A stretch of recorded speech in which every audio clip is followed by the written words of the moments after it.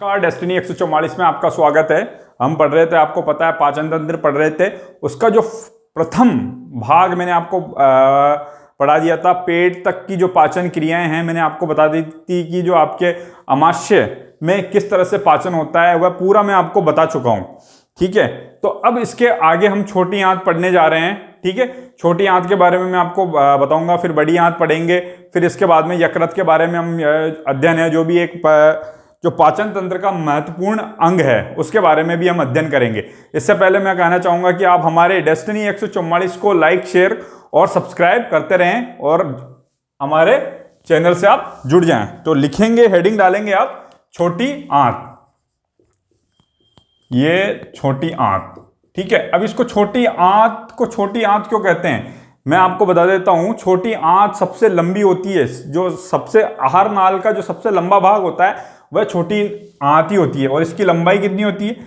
6 metre से लेकर 7.5 metre तक इसकी लंबाई होती है। ठीक है, ये मैंने आपको बताई इसकी लंबाई। ठीक है, लेकिन जो इसकी चौड़ाई होती है सिर्फ और सिर्फ 2.5 सेंटीमीटर होती है। कितनी होती है? सिर्फ और सिर्फ 2.5 सेंटीमीटर। इसीलिए इसको क्या कहा जाता है? छोटी आंत कहा जाता है, क्योंकि इसकी चौड़ाई तो क्या है?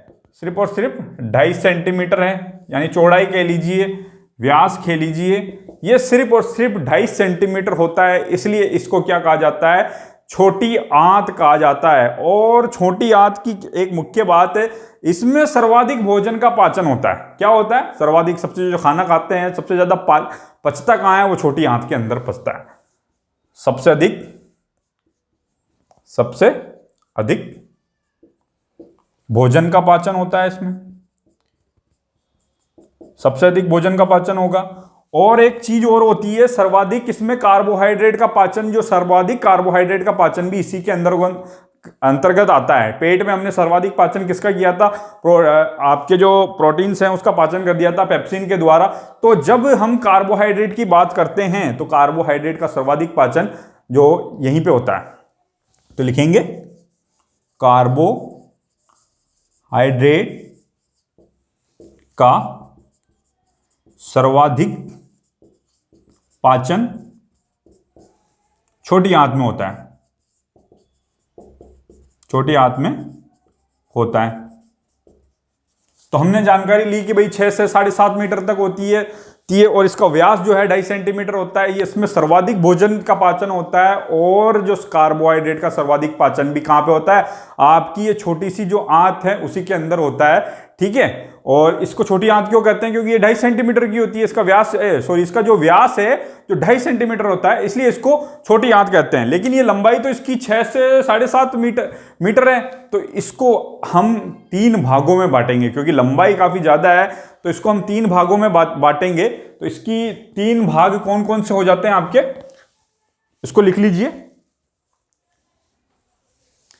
इसके 3 भाग जो है आपके, ड्यूडेनम, जेजुनम और इलियम। क्या नाम है इसके? 3 छोटी आंत के 3 भागों के नाम है। पहला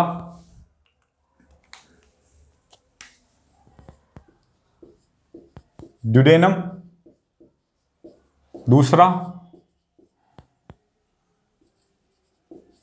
जेजुनम और तीसरा आपका इलियम। ठीक है, ये 3 भाग हैं। अब इसको 3 भागों में अगर बांट देते हैं तो ड्यूडेनम, जेजुनम, इलियम, ये इसके 3 भाग है। इसको हिंदी में क्या कहेंगे? ग्रहणी कह देंगे, इसको मध्यांत्र कह देंगे, उसको शेषांत्र कह देंगे। तो लिख लीजिए, ग्रहणी, मध्यांत्र और ये आपका शेषांत्र। ठीक है, कभी कभी वैसे तो इंग्लिश में ही देगा, कभी कभी हिंदी में अगर आपको दे दिया जाए तो ये भी आप याद रख सकते हैं। ठीक है, अब ये 3 भाग हुए हैं। 3 भागों का जो मेन काम इसका है आपका ड्यूडेनम का। ठीक है, अब यहां पे किस तरह से पाचन होता है छोटी आंत के अंदर के, हम वही पढ़ने जा रहे हैं कि भाई किस तरह से पाचन होगा। ठीक है, छोटी आंत के अंदर जो ड्यूडेनम है, ग्रहणी वाला भाग है, उसके अंदर 2 रसों का आगमन होता है। 2 रस कौन से? 2 रस होते हैं, पित्त रस और आपका एक अग्नाशय रस। ये दोनों यहां पे आके मिलेंगे और यहां पे पाचन करेंगे। और इन दोनों रसों के बारे में हमको क्या करना है? विस्तार से अध्ययन करना है कि भाई ये किस तरह से पाचन करेंगे, क्या करेंगे। दो रस आके मिलते हैं, उनका नाम लिखेंगे आप इसके अंदर ग्रहणी में आकर मिलेंगे। एक तो आपका अग्नाशय रस, अग्नाशय रस आएगा, अग्नाशय ग्रंथि से मैंने आपको लिखाया था, अग्नाशय ग्रंथि से आएगा। अब एक है पित्त रस, ये पित्ताशय में होता है, और पित्ताशय में कहां से आता है आपका यकृत, यकृत, लीवर, कालजा, कालजा क्या करता है, इसको स्त्रावित करता है, लीवर जो है इसको स्त्रावित करता है, वो स्त्रावित करते हुए और इकट्ठा कहां पे हो जाता है, ये पित्ताशय में, ब्लैडर जिसे कहते हैं, ब्लैडर में जाके ये इकट्ठा हो जाता है, और इकट्ठा होके ये यहां पे आ जाता है। कहां पे आ जाता है, छोटी आंत में आ जाता है। क्या करने आ जाता है कि भाई ये एक तरह का रस होता है, एंजाइम होता है, और एंजाइम होता है जो क्या करता है, पाचन करता है, भोजन का पाचन करेगा।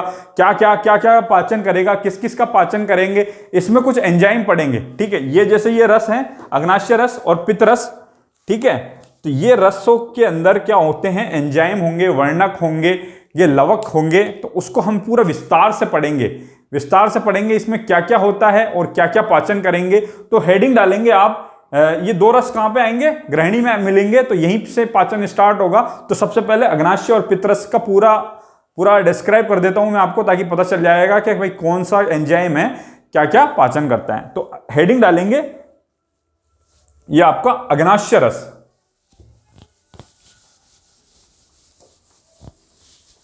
तो छोटी आंत के अंदर जो ग्रहणी वाले भाग में, डिड्यूनम वाले भाग में क्या आता है आपका, एक अग्नाशय ग्रंथि जो स्त्रावित करती है अग्नाशय रस का।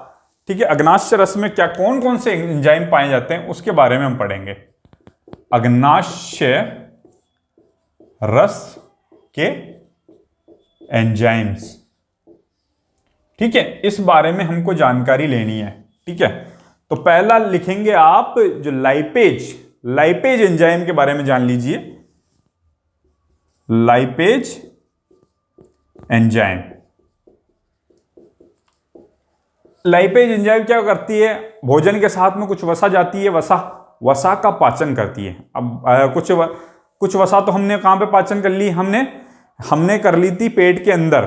ठीक है, गैस्ट्रिक लाइपेज के थ्रू हमने पेट के अंदर वसा का पाचन कर लिया था। अब वसा कुछ यहां पे आ गई हमारे छोटी आंत के अंदर, तो वहां पे कौन इंतजार कर रहा है, यहां पे लाइपेज एंजाइम यहां पे इंतजार कर रहा है वसा का। जैसे ही वसा इसको दिखेगी उसका क्या कर लेगा, ये पाचन कर लेगा। तो वसा का पाचन करता है, किसका, वसा का पाचन करता है। ठीक है, तो वहां पे भी कर लिया, यहां पे भी वहां पे गैस्ट्रिक लाइपेज कर लिया, यहां पे लाइपेज एंजाइम ने क्या कर लिया, वसा का पाचन कर लिया। ठीक है, अब आते हैं एमाइलेज। ठीक है, वहां पे भी कार्बोहाइड्रेट का कुछ पाचन हो गया था, आपको पता है कि लार में भी हो गया था, टाइलिन के द्वारा कार्बोहाइड्रेट का 30% पाचन कर लिया जाता है, पेट में भी हो गया। अब यहां पे अगर वसा आती है, यहां पे कुछ कार्बोहाइड्रेट आता है, तो एमाइलेज जो एंजाइम यहां पे इंतजार कर रहा है कि जैसे ही वसा आएगी मैं उसका क्या कर लूंगा, पाचन कर लूंगा। तो क्या करता है, ये कार्बोहाइड्रेट का पाचन करता है, कार्बोहाइड्रेट का पाचन करता है। ठीक है, अब ये दो हो गए। अब तीसरा आता है आपका ट्रिप्सिन। अब ये क्या करेगा, ट्रिप्सिन नाम से, अब एक ही बचा है प्रोटीन। अब कुछ प्रोटीन यहां पे भी आएंगे, तो प्रोटीन का कौन पाचन करेगा, ट्रिप्सिन एंजाइम यहां पे इंतजार कर रहा है, जैसे ही प्रोटीन आता है तो प्रोटीन का पाचन करेगा। ठीक है, प्रोटीन का पाचन करेगा।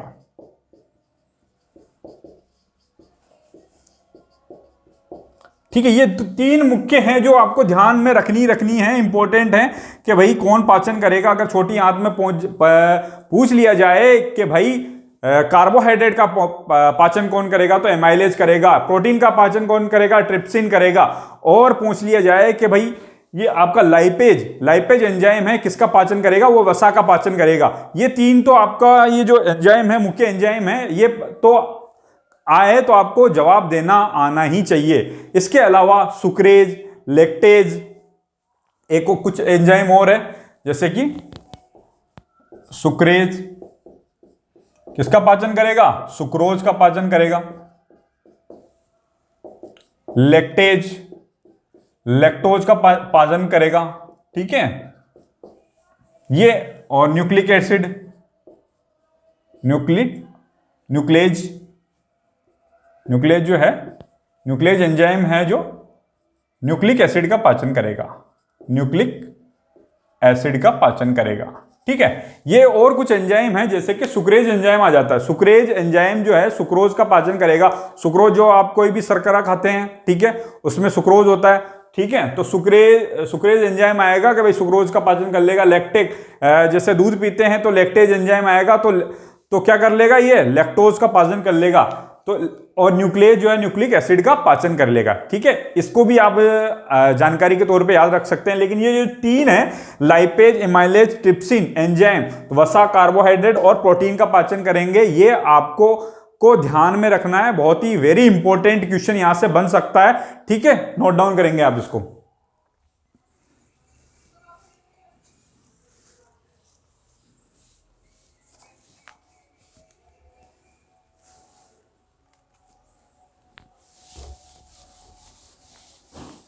अब बात ये हमने कर लिया भाई, अग्नाशय रस जो कि अग्नाशय ग्रंथि से स्त्रावित होते हैं और इसमें कुछ एंजाइम्स होते हैं और क्या क्या पाचन करते हैं, इसकी बात कर ली। एक और हमने बात करी थी पित्तरस।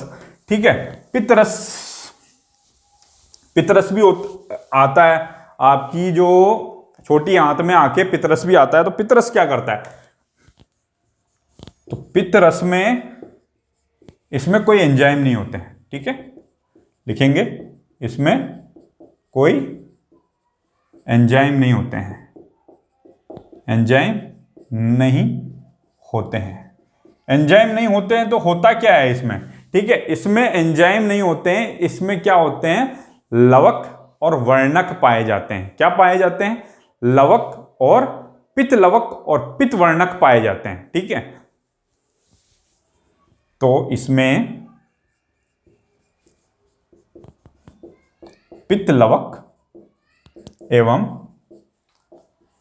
पित्त वर्णक पाए जाते हैं। ठीक है, ये दो चीज पाई जाए, पित्त वर्णक और पित्त लवक। ठीक है, पित्त लवक क्या करते हैं, पित्त लवक का क्या कार्य करता है, इमल्सीकरण, पायसीकरण का कार्य करता है। ये जो पित्त लवक की जो है पायसीकरण का कार्य करेगा, पायसीकरण, या इसको कह लीजिए इमल्सीकरण, इमल्सीकरण का कार्य करता है। पायसीकरण का कार्य करता है, इमल्सीकरण का कार्य करता है। अब पूछेंगे आपके इमल्सीकरण पायसीकरण होता है क्या है। ठीक है, ये क्या करता है कि ये जो बड़ी बड़ी वसा की गोलियां होता है उसको छोटी छोटी वसाओं में तोड़ देता है। ठीक है, तो लिख सकते हैं बड़ी वसा को छोटी वसा में तोड़ देता है, बड़ी वसा को छोटी वसा में तोड़ देता है। छोटी वसा में तोड़ना ही क्या होता है, इमल्सीकरण होता है। आप क्या होता है, तोड़ना, इमल्सीकरण, पायसीकरण होता है। ये पित्त लवक करता है ये कार्य। ठीक है, कौन करता है, पित्त लवक जो क्या कार्य करता है, पायसीकरण का कार्य करता है, इमल्सीकरण का कार्य करता है। इमल्सीकरण होता क्या है, पायसीकरण होता है क्या है, ये क्या करता है, बड़ी वसा की गोलियों को क्या कर देता है, छोटी वसा की गोलियों में कन्वर्ट कर देता। हो गया ना पाचन, बड़ी से छोटी तोड़ना ही तो, भोजन को तोड़ना ही तो आपको बताया था कि भाई पाचन होता है। तो ये आपके पित्त लवक ने ये कार्य कर दिया। ये पित्त लवक किसका भाग है, पित्तरस का भाग है। अब बच गया है आपका पित्त वर्णक। पित्त वर्णक के अंदर दो वर्णक पाए जाए दो वर्णक है जो पाए जाते हैं। ठीक है, पित्त वर्णक के अंदर दो वर्णक पाए जाते हैं, तो लिखेंगे वो कौन कौन से हैं। एक है बिलरुबिन और बिलवर्डिन। ये दो वर्णक हैं, ये पाए जाते हैं। ठीक है, अब ये जब दो वर्णक है, जब इनका क्या मात्रा बढ़ जाती है, ये जब इन दो वर्णकों का मात्रा जब बढ़ जाती है तो शरीर में क्या एक रोग हो जाता है, पीलिया। क्या रोग हो जाता है, पीलिया। तो लिखेंगे जब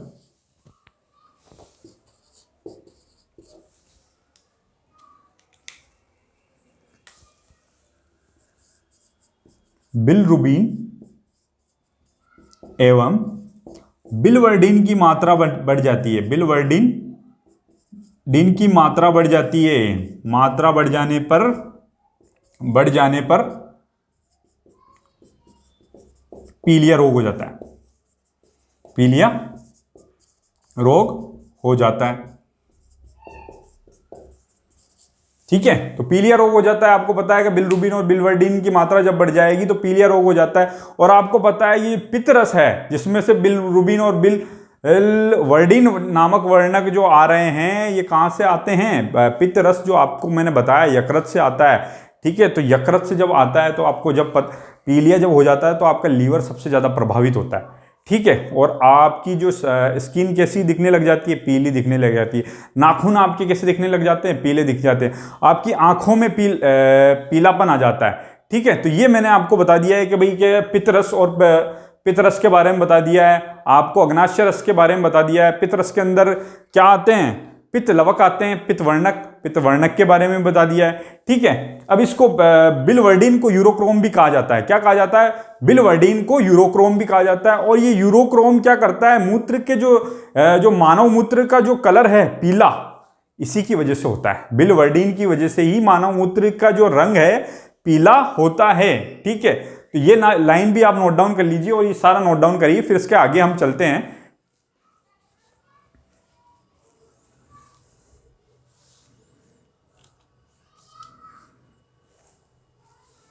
तो ये हमने पूरा पढ़ लिया कि भाई ये पाचन तंत्र है। पाचन तंत्र के अंदर छोटी आंत को मैंने पूरा आपको डिस्क्राइब कर दिया है कि भाई छोटी आंत होती है। छोटी आंत के 3 भाग होते हैं, डेडुनम, जेजुनम और इलियम।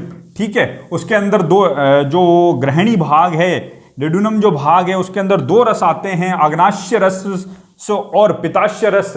इसके बारे में भी मैंने आपको पूरी जानकारी दे दी है कि भाई कौन कौन से एंजाइम होते हैं अग्नाशय रस के अंदर और पित्ताशय रस के अंदर कौन कौन से वर्णक होते हैं, ये पूरी हम जानकारी ले चुके हैं। अब ये यहाँ पे छोटी आंत खत्म होता है। अब चलते हैं हम बड़ी आंत की तरफ। किसकी तरफ चलेंगे? बड़ी आंत की तरफ। बड़ी आंत। ठीक है, तो बड़ी आंत का क्या होता है? व्यास ज्यादा होता है और इसकी लंबाई कम होती है। तो बड़ी आंत का व्यास ज्यादा एवं लंबाई कम होती है। ठीक है, तो बड़ी आंत का क्या कार्य है? बड़ी आंत में मैं आपको बता देता हूं कि इसके अंदर पाचन नहीं होता है। ये सिर्फ और सिर्फ खनिज लवण का अवशोषण करती है। सिर्फ खनिज लवण और जल का अवशोषण करने का कार्य क्या करती है? बड़ी आंत आपका करती है। तो बहुत ही महत्वपूर्ण लाइन है। इसमें पाचन नहीं होता है। पाचन नहीं होता है। यह सिर्फ क्या करती है? यह सिर्फ अवशोषण का कार्य करती है। अवशोषण करती है। किसका अवशोषण करती है? खनिज लवण एवं जल का अवशोषण करती है। जल का अवशोषण करती है। अवशोषण करेगी।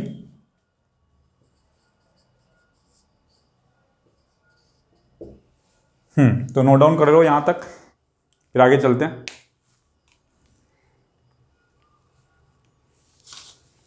क्या करती है? सिर्फ अवशोषण करती है। ठीक है, और इसके जो 3 भाग होते हैं, सिक्कम, कोलम और रेक्टम। ठीक है, ये भी आप ध्यान रख लीजिएगा। जो बड़ी आंत के जो 3 भाग होते हैं, सिक्कम, कोलम, रेक्टम होते हैं। ठीक है, तो इसके बाद में एक और अंग रह जाता है, अपेंडिक्स। अपेंडिक्स के बारे में भी हम जानकारी ले लेते हैं। अपेंडिक्स वैसे तो मानव पाचन तंत्र में पाचन करने का उसका कोई काम नहीं है। ये एक जैसे एक अंग होता है जो पाचन तो करता नहीं है, लेकिन कभी मानव के अंदर यह अंग पाचन किया करता था। ठीक है,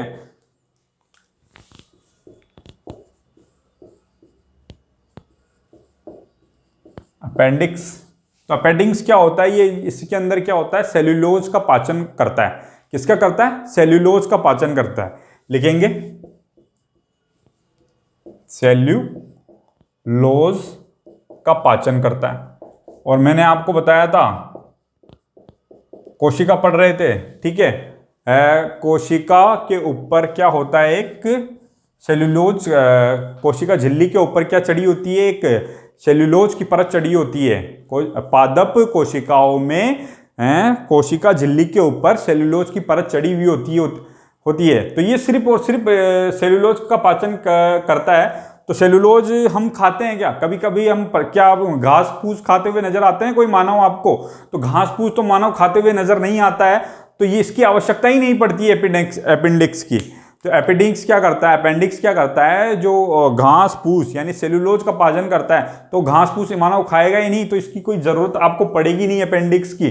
ठीक है, तो ये सिर्फ और सिर्फ जैसे खरगोश हुआ, खरगोश में अपेंडिक्स होता है, घास वगैरह खाते हैं, जो घास खाने वाले जानवर है उसमें ये क्या करता है, कार्य करता है, अपेंडिक्स कार्य। मानव में इसका कोई कार्य नहीं है। मानव के अंदर क्योंकि ये सेल्यूलोज का पाचन करता है, तो ये मानव सेल्यूलोज का सेवन करता नहीं है, जैसे कि डायरेक्ट घास फूस वगैरह खाता नहीं है, तो इसकी कोई जरूरत नहीं पड़ती है।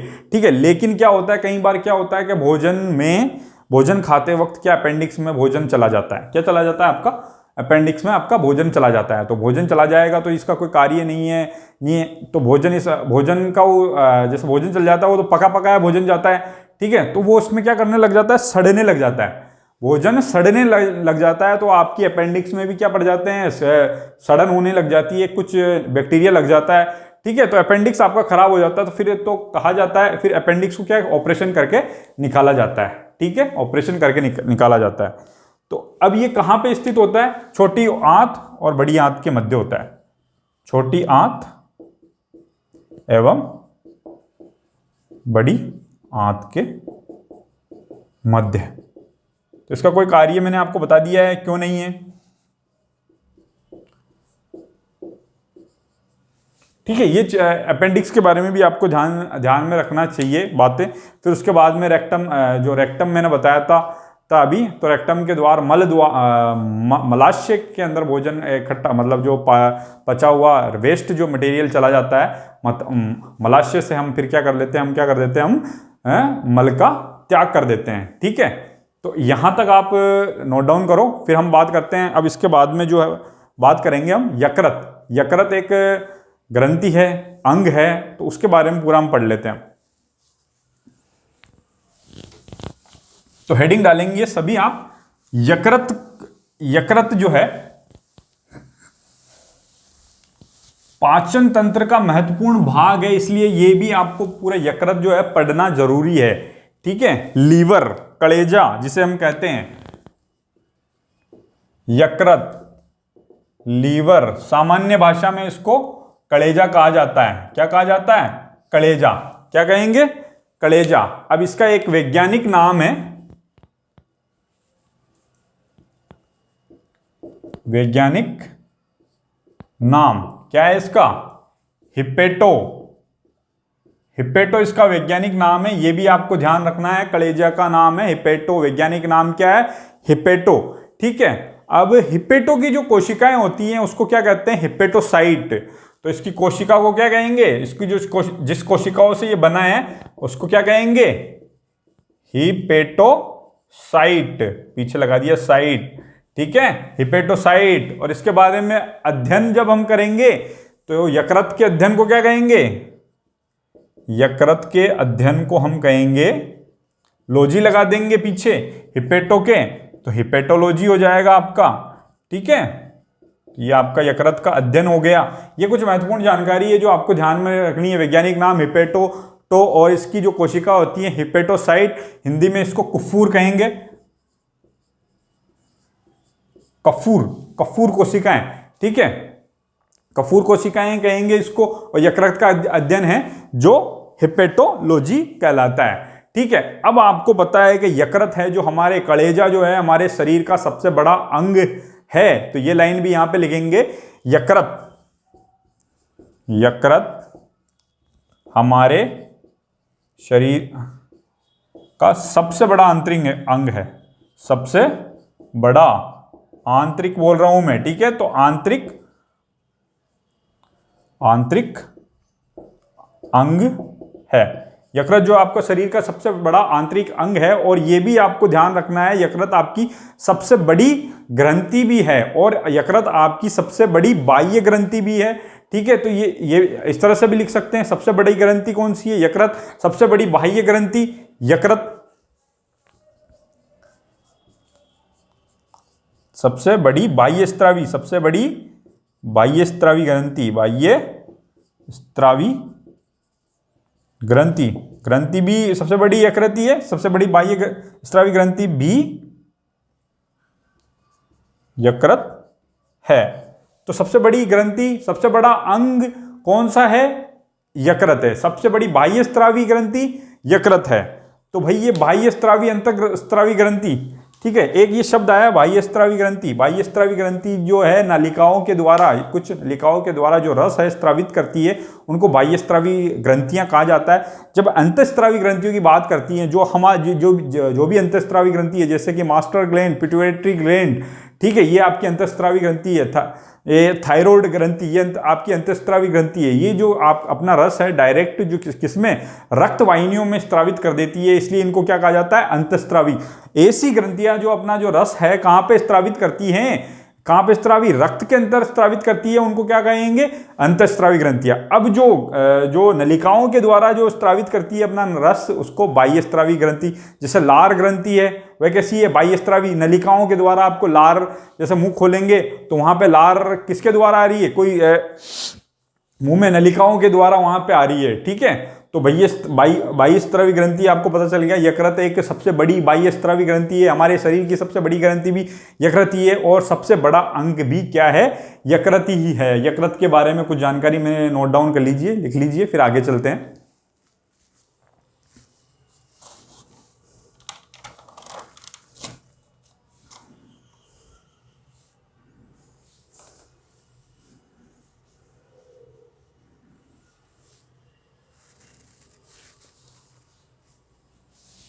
अब आगे चलते हैं कि यकृत के क्या क्या कार्य हैं।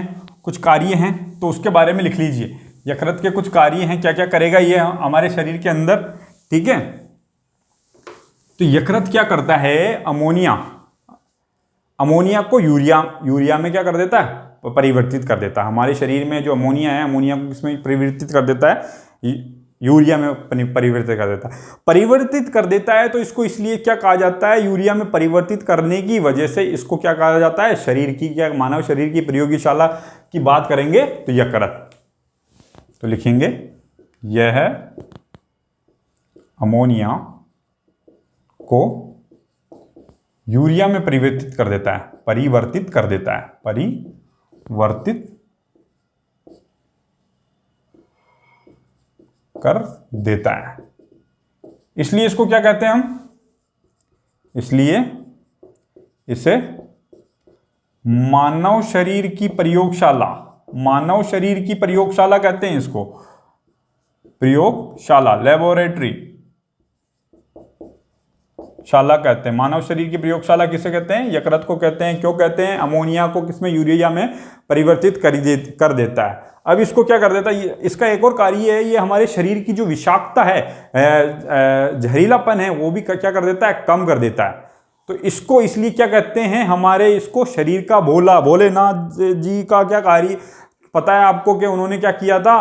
एक जहर पिया था, ठीक है, जो जहर मंथन से निकला था, जहर को पिया था उन्होंने, बहुत ही अत्यधिक जो जहरीला है, जो सृष्टि को नष्ट कर सकता था। इसीलिए इसी तरह से ये क्या करता है? हमारी जो शरीर की विषाक्तता को क्या कर देता है? नष्ट कर देता है। जहर को ये कम कर देता है, इसलिए इसको क्या कहते हैं? शरीर का भोला भी कहते हैं। यह हमारे शरीर की विषाक्तता को कम करता है, विषाक्तता को कम करता है। इसलिए हम इसे भोला भी कहते हैं। भोला भंडारी, भगवान भोलेनाथ की जय, भोला भी कहते हैं, ठीक है। तो हम आपको पता चल गया कि हमारे यकृत को भोला भी कहा जाता है, और क्यों कहा जाता है ये भी मैंने आपको बता दिया है, ठीक है। अब एक और इसका कार्य है भोजन का संग्रहण। ये जो है यकृत है, भोजन का संग्रहण करता है, और वो भी संग्रहण भी किसमें? ग्लाइकोजन के रूप में करता है। किसके? ग्लूकोज को तोड़ के ग्लाइकोजन के, यह है भोजन का संग्रहण भी करता है, भोजन का संग्रहण भी करता है, संग्रहण भी करता है, और वो भी किसमें, ग्लाइकोजन की फॉर्म में करता है, किसमें, ग्लाइकोजन के रूप में, ठीक है। ये इसके कुछ मुख्य कार्य हैं। ये क्या किया जाता है, आपके यकृत के द्वारा किया जाता है, ठीक है। यकृत के ये मैंने कुछ कार्य बताए, एक और इसके एक दो कार्य हैं और वो भी नोट डाउन कर लीजिए आप, ठीक है। पहले ये नोट डाउन कर लीजिए। यकृत क्या करता है, एक हिपेरिन रस को भी ये जो है, हिपेरिन प्रोटीन कह लीजिए, हिपेरिन रस को ये क्या करता है, स्त्रावित करता है, ठीक है। तो लिखेंगे हिपेरिन,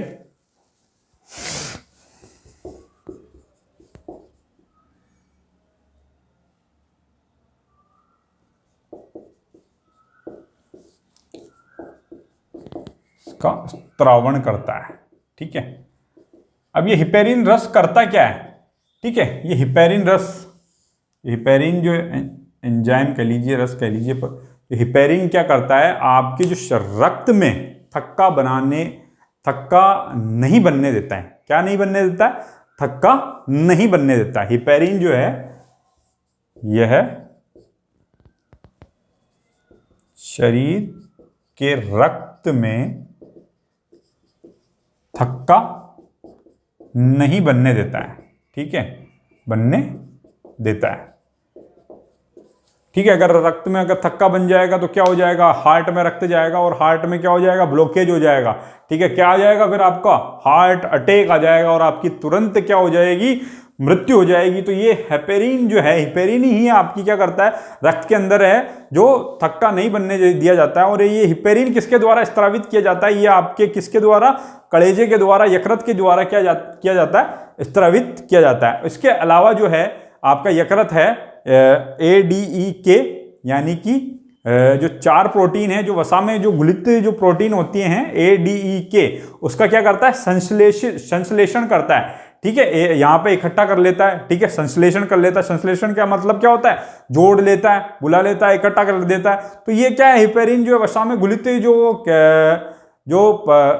आपके जो विटामिन हैं, A, vitamin D, vitamin E, vitamin K, इनको संश्लेषण करता है, ठीक है। ये भी लाइन लिख लेंगे। यह है वसा में घुलित, वसा में, ये कौन से विटामिन से वसा में घुलने वाले हैं, विटामिन की बात कर रहा हूं, वसा में घुलित, ए, डी, ई, ये के, ये 4 विटामिन हैं, उनको क्या करता है, ये संश्लेषित करता है, संश्लेषण करता है, या संश्लेषण कर, ठीक है, संश्लेषण, इनका संश्लेषण कर लेता है, ठीक है। तो एक और काम करता है फाइब्रिनोजन, जो कि मैंने आपको बताया था, फाइब्रिनोजन प्रोटीन का संश्लेषण। फाइब्रिनोजन क्या करता है, रक्त का थक्का जमाने का कार्य करता है। जब आपको कट लग जाता है तो रक्त का थक्का बनाने का कार्य करता है, तो उसका भी ये संश्लेषण करता है। तो ये लाइन भी आप नोट डाउन कर लेंगे कि ये फाइब्रिनोजन जो प्रोटीन है उसका क्या करता है, संश्लेषण करता है। एक तो ये 4 विटामिन का ADA के विटामिन हैं, उनका क्या करता है, ये संश्लेषण करता है। और एक फाइब्रिनोजन जो प्रोटीन है, जो थक्का बनाने का कार्य करता है। आपको मैंने बताया था जब कणिकाएं पढ़ाई थी, लाल रक्त कणिकाएं पढ़ाई थी, तो उसमें फाइब्रिनोजन प्रोटीन उसमें पाया जाता है। तो उसका संश्लेषण भी क्या करा जाता है, यकृत के द्वारा किया जाता है। ये आपके जो यकृत के मैंने पूरे कार्य बता दिए हैं कि भाई यकृत आपके शरीर में क्या करता है, ठीक है। यकृत का क्या नाम होता है, मैंने आपको बताया कि यकृत का जो नाम है, हिपेटो, वैज्ञानिक नाम हिपेटो कहा जाता है। हिपेटोसाइट उसकी कोशिकाओं को कफ्यूर कोशिकाएं कहा जाता है। हिपेटोलॉजी, जब यकृत के अध्ययन की बात करेंगे तो हिपेटोलॉजी कहा जाता है, ठीक है। और इसके जो और क्या क्या कार्य हैं कि हिपेरिन का स्त्रावण करना, ADA के जो प्रोटीन का संश्लेषण करना, फाइब्रिनोजन प्रोटीन का संश्लेषण करना, ये सभी कार्य हैं। इसको नोट डाउन कर लीजिए, फिर हम बात करते हैं, आगे चलते हैं।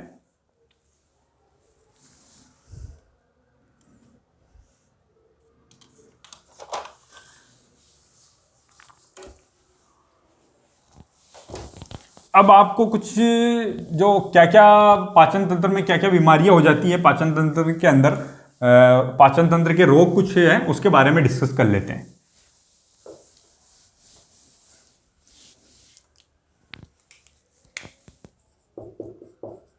पाचन तंत्र के रोग। ठीक है, एक तो आपको एसिडिटी हो जाती है, एसिडिटी यानी कि अम्लीयता हो जाती है। ठीक है, अम्लीयता हो जाती है, मोटापा छा जाता है, ये तो होता है, मोटापा हो जाता है आपको। ठीक है, डायरिया हो जाता है। ये सब चीज़ें आपके मतलब जब ये चीज़ें हो जाती हैं, जब आप पाचन तंत्र के अंदर ये कुछ सामान्य रोग है, उल्टी, दस्त, ये भी हो जाती है। ठीक है, उल्टी, डायरिया, दस्त एक ही बात है। ठीक है, तो अभी इनका किस तरह से क्या उपचार करना है जब एसिडिटी हो जाती है, अम्लीयता हो जाती है। क्या हो जाती है? अम्लीयता। जब हम क्या कर लेते हैं, क्या चाय, कॉफ़ी, सब चीज़ें पी रहे हैं, कुछ भी आप खा रहे हैं, च्युइंगम चबा रहे हैं, च्युइंगम चबाने से ये हो जाती है। ठीक है, चाय, कॉफ़ी, अल्कोहल अगर आप लेते हैं तो क्या हो जाती है आपकी अम्लीयता हो जाती है। चाय ले ली, कॉफ़ी ले ली, ठीक है, अल्कोहल ले लिया, तो आपको संभावना है कि आपको क्या हो जाएगी, एसिडिटी हो जाएगी, पेट में गड़बड़ हो जाएगी। तो इसकी एक प्रति अम्ल, जिसे हम कहते हैं प्रति अम्ल, आपको लेना है। क्या लेना है? प्रति अम्ल उसे कहते हैं जिसको, अब इसको एसिडिटी को दूर करने के लिए प्रति अम्ल लिया जाता है। उसको क्या क्या कहते हैं? Magnesium hydroxide. ठीक है, क्या कहेंगे? MgOH2, magnesium hydroxide. आपको मैग्नीशियम हाइड्रोक्साइड, ये आपको उपचार करना है। तो मैग्नीशियम हाइड्रोक्साइड आपको लिया जाता है, प्रति अम्ल आपको लेना होता है। इसको क्या, इसको एक और नाम दिया जाता है, milk of magnesia. Milk of magnesia भी कह सकते हैं, मैग्नीशियम हाइड्रोक्साइड कह सकते हैं। ठीक है, तो ये प्रति अम्ल हो गया, milk of magnesia, magnesium hydroxide, जब अगर आपको एसिडिटी हो जाए। अब बात करते हैं मोटापा। मोटापा जब हो जाता है तो आपको पता है कि मोटापा क्यों होता है, ज़्यादा अत्यधिक खा लेते हैं तो मोटापा हो जाता है। तो मोटापा को कम करने के लिए आपको सभी को पता है एक्सरसाइज की जाती है, लेकिन अगर एक्सरसाइज से भी नहीं हो तो एक सर्जरी करी जाती है। ठीक है, बायोट्रिक सर्जरी करी जाती है, बायोट्रिक सर्जरी की जाती है। इसके अंदर क्या, बायोटिक सर्जरी के अंदर क्या किया जाता है? बायोटिक सर्जरी के अंदर आपकी जो एलिमेंट्री नाल है, ठीक है, आहार नाल है, उसको छोटा कर दिया जाता है, छोटा कर दिया जाता है। बायोट्रिक सर्जरी के अंदर आहार नाल को छोटा कर दिया जाता है, बायोट्रिक। तो इसके आहार नाल को अगर छोटा कर दिया जाएगा तो सीधी सी बात है, भोजन कम खाएगा आदमी, क्योंकि पचेगा ही कम, क्योंकि कम अगर उसकी आहार नाल हो जाएगी तो कम खाना खाएगा। तो ये भी एक तरीका है, अत्यधिक अगर मोटा व्यक्ति हो जाए। अब बात करते हैं डायरिया। डायरिया जब दस्त हो जाती है तो क्या दिया जाता है? ORS। ठीक है, ओरल रिहाइड्रेशन सॉल्यूशन दिया जाता है। क्या दिया जाता है? इसका फुल फॉर्म लिख लेंगे आप, ओरल रिहाइड्रेशन सॉल्यूशन। ठीक है, तो इसमें क्या क्या होता है ओरल रिहाइड्रेशन सॉल्यूशन के अंदर? एक होता है आपका NaCl, क्या कहते हैं इसको? नमक। एक आपका होता है KCl, सोडियम क्लोराइड, इसको बोलेंगे सोडियम क्लोराइड, पोटेशियम क्लोराइड। एक आपका होगा शुगर, शक्कर जिसे हम कहते हैं, खांड जिसे हम कहेंगे, और एक होएगा आपका जल, H2O। ये इसके अंदर कंटेंट होते हैं। आपका जो ORS जो होता है उसके अंदर क्या होता है? नमक होता है, शक्कर होता है, पोटेशियम क्लोराइड होता है, और आपका एक जल होता है। ये चार चीजें होती हैं। ठीक है, अगर ये उपलब्ध ना हो तो आप क्या करेंगे? जल के अंदर क्या करेंगे? नमक और क्या करेंगे? शक्कर का घोल बनाकर पी जाएंगे, तो आपका डायरिया क्या हो जाएगा?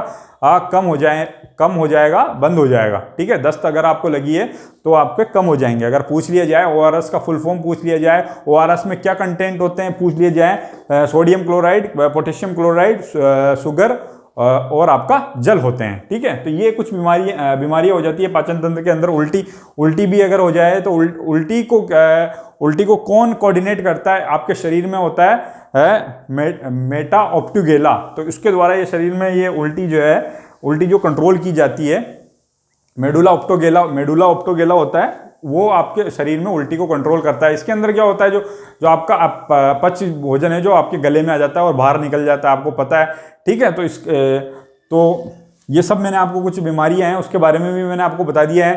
ठीक है, तो यहाँ पे आपका जो है पाचन तंत्र संपूर्णतः समाप्त होता है और आप भी आगे अपनी तरफ से भी इसको पढ़ते रहेंगे। और आगे मैं आपका जो है आंतरिक अंगों का एक और टॉपिक मैं बहुत जल्द लेकर आऊंगा, ठीक है। उसको भी मैं आपको पढ़ा दूंगा, पूरा पूरा पूरा आपको साइंस में आपको पूरा पढ़ाऊंगा, ठीक है। हमारे चैनल को लाइक शेयर और सब्सक्राइब करते रहिए, ठीक है। हमें भी आपको ऐसे, अगर आप ऐसा करते रहेंगे, हमें पूरा मोटिवेशन मिलता रहेगा और हम जो है आपके सामने अच्छा कंटेंट लेके आते रहेंगे। धन्यवाद आपका।